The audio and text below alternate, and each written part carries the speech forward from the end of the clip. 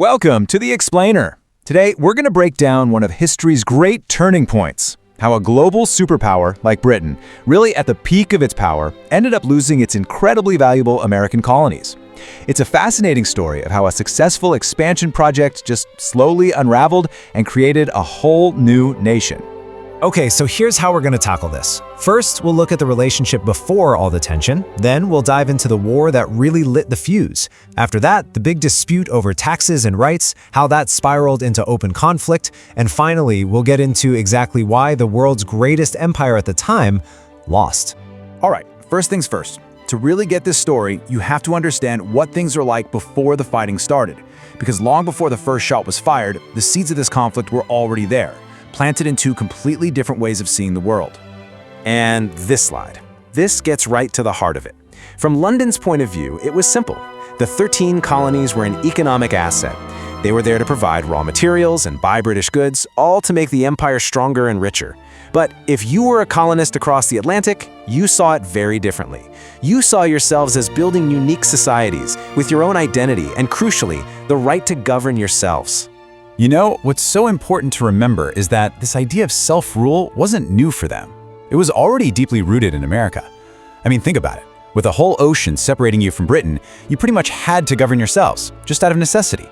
And over time, this created a really fierce sense of independence and the expectation that they and only they controlled their local affairs, especially their own money.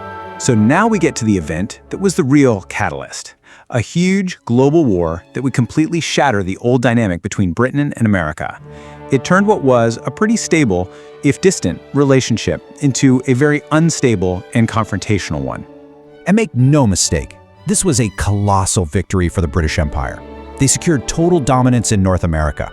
They essentially kicked their biggest rival, France, right off the continent and grabbed a massive amount of new territory. On paper, the empire had never looked stronger. But as is so often the case, this incredible victory came with a hidden and absolutely enormous price tag.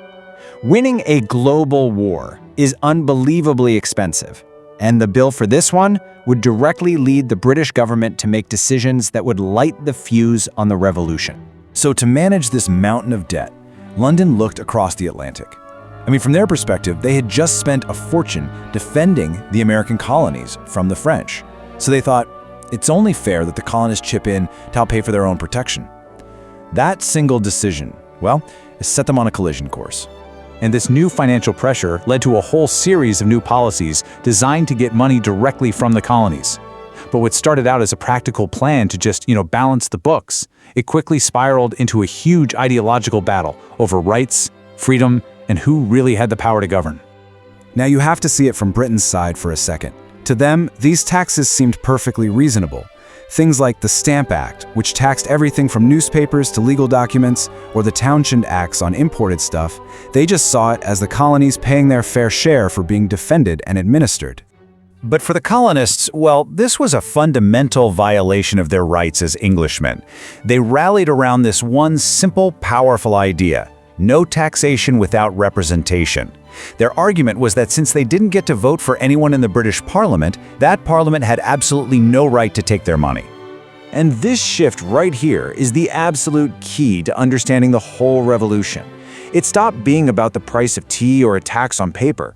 The debate became about a core political principle. Who has the final say?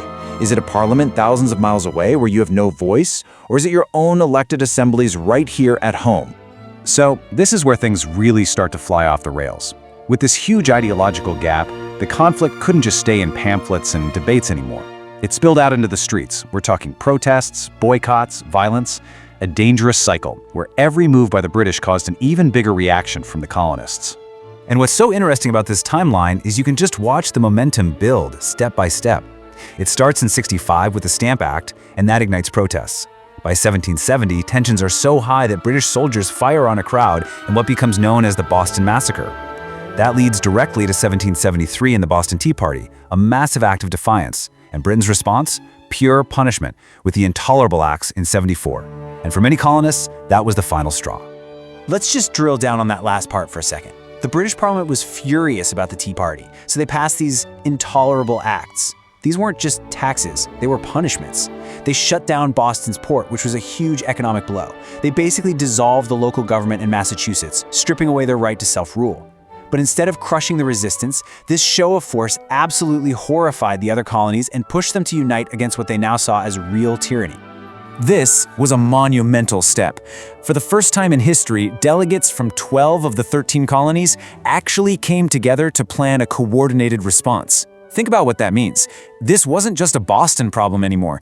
All these separate grievances were being forged into a single, unified American cause. It was like a shadow government starting to form. A year later, in 1775, the fighting finally began at Lexington and Concord. And from there was really no turning back. In 1776, the colonies took that final, irreversible step and declared their independence. And that changed everything. This was no longer a protest to get their rights as British citizens. It was now an all-out war to create a brand new country. So that leads us to the big question, right? How on earth did a bunch of disconnected colonies with a ragtag army actually manage to defeat one of the most professional, powerful military forces on the entire planet? Well, as you can see, it wasn't any one thing. It was really a perfect storm of factors. First off, Britain was dealing with a logistical nightmare, trying to run a war from 3,000 miles away. The colonists, on the other hand, had the home field advantage and a powerful cause to fight for, their own freedom. And then, the real game changer. Britain's old rival, France, jumped in to help the Americans with money, ships, and soldiers. After a while, the war just got too long, too expensive, and too unpopular back home in Britain. The big turning point came at Yorktown in 1781. A decisive victory by the American and French forces basically broke the back of the British war effort. And that was it. 2 years later, with the Treaty of Paris, it was all made official. Britain formally recognized the independence of the United States of America. But here's the fascinating part. Losing America didn't end the British Empire, not even close. Instead, it just redirected its focus. London essentially pivoted. It lost its first empire in the Americas, but then it poured all of its immense energy and resources into India, Asia, and Africa, kicking off an even bigger phase of global expansion. And that really leaves us with something to think about. The American Revolution is this powerful reminder from history that what might seem like a small dispute over money and politics can snowball, gaining its own unstoppable momentum and end up having world-altering consequences that nobody saw coming at the start.